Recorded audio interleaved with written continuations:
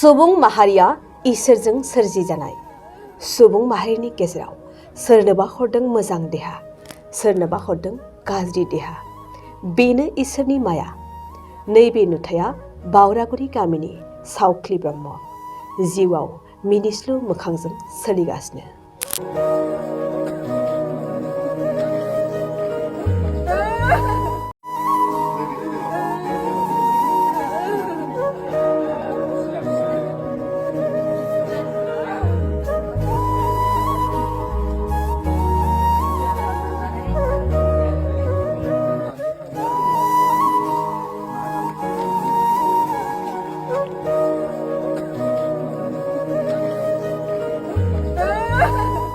दखना जि जोम गाननो मोजां मोनग्रा बर' हौवा हिन्जावफोरनि थाखाय मोनसे जोबोरैनो गोजोनथाव खौरां।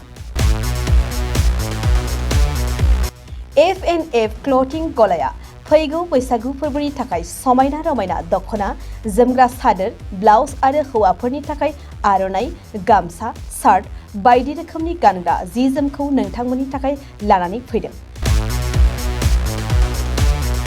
बेजों लोगोसेयैनो बर'नि जुलियाव नांगौ जानाय हौवा हिन्जाव गोदाननि गासै गानग्रा जोमग्राफोरखौबो बे गलायाव मोनगोन।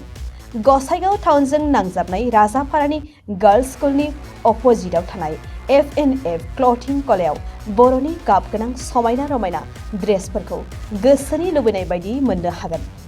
लोगोसेयैनो गोसो गुदुं सुबुंफ्रा गावनि मोजां मोननाय ड्रेसफोरखौ F&F क्लथिं गलायाव जायखिजाया सानावनो लांफैनो हागोन।